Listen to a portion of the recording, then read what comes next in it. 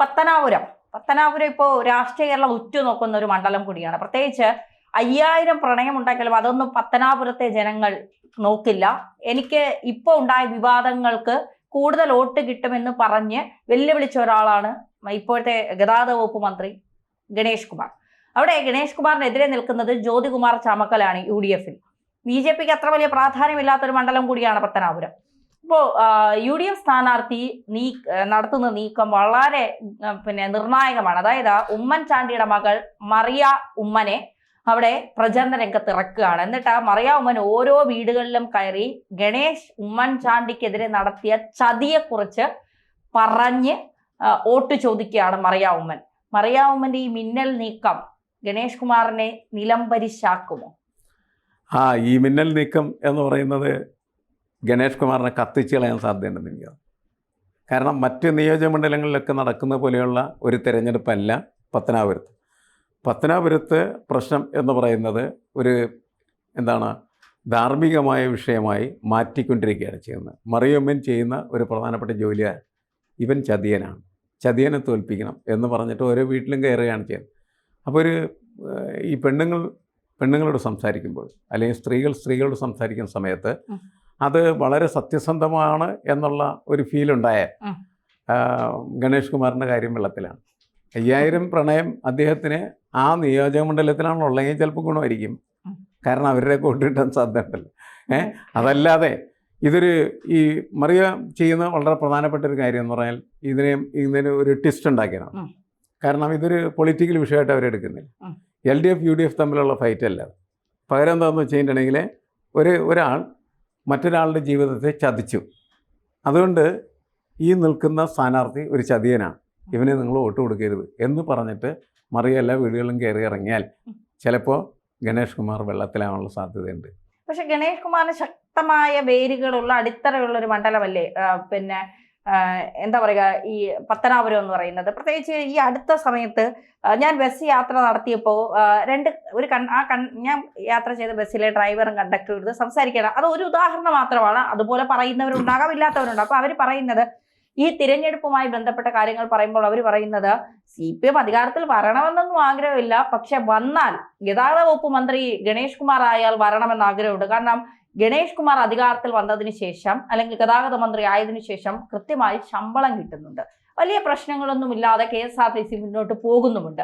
അപ്പോൾ ഇത് പറയുന്നത് ഒരാളിന്റെ അഭിപ്രായമാണെങ്കിൽ ഇത്തരത്തിൽ ചിന്തിക്കുന്ന ഒരുപാട് പേർ KSRTCക്കകത്ത് ഉണ്ടാകുമായിരിക്കാം. കാരണം CPM അധികാരത്തിൽ വന്നാലും ഗണേഷ് കുമാർ മന്ത്രിയാകും എന്നൊക്കെയുള്ള ഒരു ചിന്ത. അപ്പൊ അത് മാത്രമല്ല, പത്തനാപുരത്തെ രാഷ്ട്രീയവും LDF-ന് അനുകൂലമായ ഒരു കാറ്റാണ് അങ്ങോട്ടേക്ക് വീശുന്നത്. അവിടെ ഉമ്മൻചാണ്ടി എന്ന് പറയുന്നത് ജനകീയനായ ഒരു നേതാവാണ്. ജനങ്ങളുടെ മനസ്സിൽ ഇപ്പോഴും നിറഞ്ഞു നിൽക്കുന്ന ഒരു നേതാവ് തന്നെയാണ് ഉമ്മൻചാണ്ടി, അതിലൊന്നും തർക്കമില്ല. പക്ഷേ ഇത്തരം ഇപ്പോൾ ആ ഒരു സോളാർ വിഷയവുമായി ബന്ധപ്പെട്ടൊക്കെ ഉമ്മൻചാണ്ടിയുടെ പേര് വലിച്ചിഴച്ചതും അത്തരത്തിൽ ചില കത്തുകളിൽ പേര് വന്നതും ഒക്കെ ചർച്ചയാക്കിയാൽ ഈ തിരഞ്ഞെടുപ്പിൽ അത് ഗുണം ചെയ്യുമെന്ന് ചിന്തിച്ചാൽ അത് പ്രായോഗികമാണോ?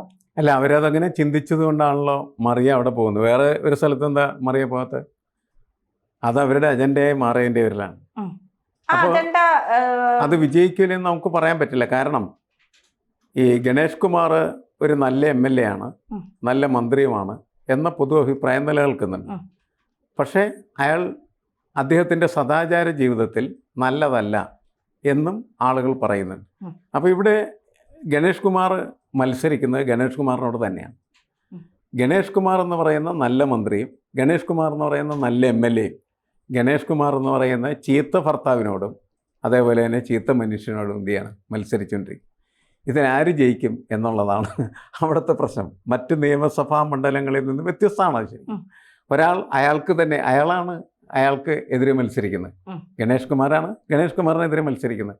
അപ്പോൾ അതിലാര് ജയിക്കും എന്നുള്ളത് ഈ ധാർമ്മിക വിഷയങ്ങളുമായി ബന്ധപ്പെടുത്തി അതിനെ പാകപ്പെടുത്തി എടുക്കാനായിട്ട് എതിർപക്ഷത്തിന് കഴിഞ്ഞാൽ, പ്രത്യേകിച്ച് സ്ത്രീകളെ സ്വാധീനിക്കാനായിട്ട് കഴിഞ്ഞാൽ അതിൻ്റെ റിസൾട്ട് എങ്ങനെയാണെന്നുള്ള കാര്യം നമുക്ക് പറയാനായിട്ട് പറ്റില്ല എന്നുള്ളതാണ്. കാരണം ഇവിടെ സർക്കാരിൻ്റെ നേരത്തെ പറഞ്ഞല്ലോ, ഈ ബസ്സിലെ കണ്ടക്ടറും അതേപോലെ തന്നെ ഡ്രൈവറും ഒക്കെ പറഞ്ഞ വാർത്ത എന്ന് പറയുന്നത്, അതായത് മൂന്നാം പിണറായി സർക്കാരിനെ അവർ ആഗ്രഹിക്കുന്നില്ലെങ്കിലും അവർ ഗണേഷ് കുമാർ വീണ്ടും മന്ത്രിയാവാൻ ആഗ്രഹിക്കുന്നു എന്നുള്ള. അപ്പം ഇങ്ങനെ വളരെ സംഘർഷഭരിതമാണ് ഒരു തെരഞ്ഞെടുപ്പിൽ വോട്ട് ചെയ്യാൻ പോകുന്നതായിട്ടുള്ള വോട്ടറുടെ അവസ്ഥ എന്ന് പറയുന്നത് മറ്റൊരു നിയമസഭാ മണ്ഡലത്തിലും ഇല്ലാത്ത വ്യത്യസ്തമായ ഒരു സാഹചര്യം പത്തനാപുരത്തുണ്ട് എന്നുള്ള കാര്യം നമ്മൾ മനസ്സിലാക്കാം. പത്തനാപുരത്ത് ഈ ഗണേഷ് കുമാർ ചെയ്യുന്നൊരു കാര്യം എന്ന് വെച്ചാൽ വളരെ ജനകീയനായി അവിടെ നടന്ന് ആളുകളുടെ പ്രശ്നങ്ങളെല്ലാം ഇടപെട്ട് പരിഹരിച്ച് പോരുന്ന ഒരു രീതിയുണ്ട്. അതുകൊണ്ടാണ് അദ്ദേഹത്തിൻ്റെ കാലുകൾ മണ്ണിലിങ്ങനെ ഉറച്ചു നിൽക്കുന്നത്. പക്ഷേ ഇപ്പുറത്തെന്ന് പറഞ്ഞാൽ നമുക്കൊന്നും സ്വീകാര്യമല്ലാത്ത തരത്തിൽ വളരെ മോശമായിട്ട് പെരുമാറുന്ന ഒരു ലൈംഗിക ജീവിതം എന്ന് പറയുന്നത് അദ്ദേഹത്തിനുണ്ട് എന്നുള്ളതും പ്രശ്നമാണ്. അതൊരു അധാർമികമായ വശമായിട്ടാണ് എന്നെപ്പോലുള്ള ആളുകൾ കണക്കാക്കുന്നത്. പക്ഷേ നമ്മളുടെ ഈ കണക്കൂട്ടലുകൾ അവിടെ ഉള്ള ആളുകൾ അങ്ങനെ ഉൾക്കൊണ്ടാൽ മാത്രമാണല്ലോ ഗണേഷ് കുമാറിനെതിരായിട്ടത് വോട്ടായി മാറുകയുള്ളൂ. അല്ലെങ്കിൽ എന്താ സംഭവിക്കാൻ പോകുന്നത്? അയാളുടെ നല്ല MLA എന്നുള്ള നല്ല മന്ത്രി എന്ന് പറയുന്ന അതുപോലെ ജനകീയനായിട്ടുള്ള രാഷ്ട്രീയ നേതാവ് എന്ന നിലക്കുള്ള അദ്ദേഹത്തിൻ്റെ പ്രകടനത്തിനായിരിക്കും എന്ത് ചെയ്യുന്നത്, വോട്ട് വീഴുന്നത്. നമ്മളുടെ ഈ ധാർമ്മിക പ്രശ്നം അതേപോലെ തന്നെ അദ്ദേഹത്തിൻ്റെ ലൈംഗിക ജീവിതത്തിൻ്റെ മോശമായിട്ടുള്ള വശങ്ങൾ അതൊന്നും അവിടെ എന്ത് ചെയ്യുന്നില്ല, വിലയിരുത്തപ്പെടുന്നില്ല, ചർച്ച ചെയ്യുന്നുണ്ടാവില്ല. ചർച്ച ചെയ്യാനാണല്ലോ മറിയ ഉമ്മൻ തന്നെ അവിടെ എത്തിയിരിക്കുന്നത്. ചർച്ച നടക്കുന്നുണ്ടെങ്കിൽ പോലും അത് അവർ സ്വീകരിച്ചില്ലെങ്കിൽ വോട്ട് കിട്ടില്ലല്ലോ, അതല്ലേ പ്രശ്നം. ആ ചർച്ചയ്ക്ക് എത്രത്തോളം പ്രാധാന്യമുണ്ട് എന്നുള്ളത് ഇപ്പൊ ജ്യോതികുമാർ ചാമക്കാലാണ് UDF സ്ഥാനാർത്ഥി. UDF സംബന്ധിച്ചിടത്തോളം അധികാരത്തിൽ വരുന്നത് അവരാണെങ്കിൽ എനിക്ക് തോന്നുന്നില്ല ജ്യോതികുമാർ ചാമക്കാലയ്ക്ക് ഒരു മന്ത്രിപദമൊക്കെ കൊടുക്കുമെന്നുള്ളത്. ജ്യോതികുമാർ ചാമക്കാല ഒരു MLA ആണ്. പക്ഷേ മറുസൈഡിൽ നിൽക്കുന്ന ഇപ്പോൾ ഗണേഷ് കുമാറിന്റെ സ്വകാര്യ ജീവിതം, വ്യക്തിപരമായ ജീവിതം എങ്ങനെയാകട്ടെ, എത്ര കട പുരണ്ടതോ അഴുക്ക് പുരണ്ടതോ ആയിക്കൊള്ളട്ടെ, അത് നമുക്ക് മാറ്റി നിർത്തിയാൽ അയാൾ ഒരു ജനകീയനാണെന്ന് പത്തനാപുരത്തുകാർ സമ്മതിക്കുന്നുണ്ട്. എല്ലാ വീടുകളിലും കയറി ഇറങ്ങി എല്ലാവർക്കും വേണ്ട കാര്യങ്ങൾ ചെയ്തു കൊടുത്ത് ഏത് കൊച്ചുകുട്ടിക്കാണെങ്കിലും പത്തനാപുരത്ത് ഗണേഷ് കുമാറിനെ അറിയാം എന്നാണ് ഗണേഷ് കുമാർ പറയുന്നത്. പക്ഷെ ഗണേഷ് കുമാർ ജയിച്ചാൽ ഉണ്ടാകുന്ന ഗുണം, CPM-മാരാണ് അധികാരത്തിൽ വരുന്നതെങ്കിൽ തീർച്ചയായിട്ടും അടുത്ത ഗതാഗത വകുപ്പ് മന്ത്രിയും ഗണേഷ് കുമാർ ആയിരിക്കും, അതിലൊരു സംശയവും വേണ്ട. അത്തരത്തിൽ ഗണേഷ് കുമാർ അധികാരത്തിൽ വന്നാൽ ഗതാഗത വകുപ്പ് മന്ത്രി എന്ന നിലയിൽ ഗതാഗത മേഖലയെ കൂടുതൽ കരുത്തുറ്റതാക്കാനും വികസനത്തിലേക്ക് കൊണ്ടുവരാനും ഗണേഷ് കുമാറിന് കഴിയും.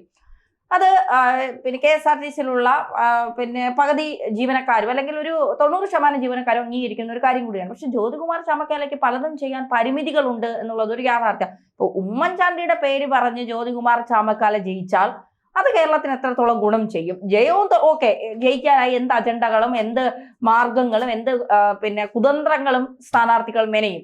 അവിടെ ഉമ്മൻചാണ്ടി എന്ന് പറയുന്ന ഒരാളെ വലിച്ചിഴച്ചുകൊണ്ട് ഗണേഷ് കുമാറിനെതിരെ അല്ലെങ്കിൽ ഉമ്മൻചാണ്ടിയെ ഇങ്ങനെ ചെയ്തു അങ്ങനെ ചെയ്തു എന്ന് അതിൻ്റെ ഒരു ഇതെന്താണ്? അത്തരത്തിലൊരു നീക്കത്തിനെ നമ്മൾ എങ്ങനെ കാണും? അല്ല, അത് പൊളിറ്റിക്കൽ സ്ട്രാറ്റജിയാണ്.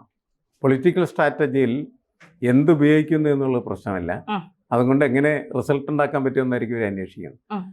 അപ്പോൾ അവരുടെ ഒരു പ്രതീക്ഷ എന്ന് പറയുന്നത് ഇത്തരത്തിൽ പ്രവർത്തിച്ച് ഗണേഷ് കുമാറിനെ പരാജയപ്പെടുത്താനായിട്ട് കഴിയും എന്നുള്ളതാണ്. ശരിയാണ്, തന്നെ ചോദിച്ച ഒരു വിഷയം വളരെ ഗൗരവമാണ്. അതായത് ഈ നമ്മുടെ വോട്ടർമാരൊക്കെ ഇപ്പോൾ ഇങ്ങനെ ചിന്തിക്കുന്നത്, ഇപ്പോൾ സതീശൻ പറവൂർ മത്സരിക്കുന്ന സമയത്ത് സതീശൻ മുഖ്യമന്ത്രിയാവും എന്ന് കരുതപ്പെടുന്ന സമയത്ത് അദ്ദേഹത്തിന് ഒരു മൈലേജ് ഉണ്ട്, അദ്ദേഹത്തിന് കൂടുതൽ വോട്ട് കിട്ടാനുള്ള സാധ്യതയുണ്ട്.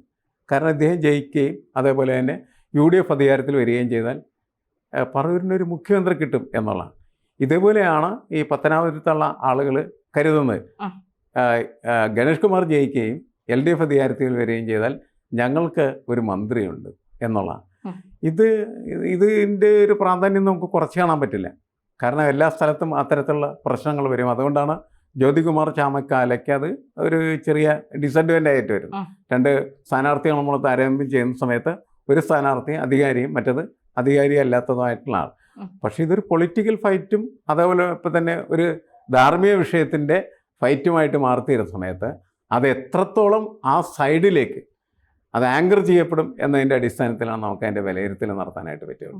ധാർമ്മികമായ വിഷയത്തിൽ ഊന്നി നിന്നുകൊണ്ട് പത്തനാപുരം വോട്ടിങ്ങിലേക്ക് പോയാൽ അത് ഗണേഷ് കുമാറിന് ദോഷകരമായിരിക്കുമെന്നാണ് ഞാൻ കരുതുന്നത്. പക്ഷേ അങ്ങനെ മുന്നോട്ട് കൊണ്ടുപോകാനും അങ്ങനെ ഒരു പിൻ പോയിന്റിലേക്ക് കാര്യങ്ങളെ കൊണ്ടുവരാനും UDF കഴിഞ്ഞില്ലെങ്കിൽ ഗണേഷ് കുമാർ തന്നെയായിരിക്കും അവിടെ നിന്ന് ജയിക്കാൻ സാധ്യതയുള്ളത്.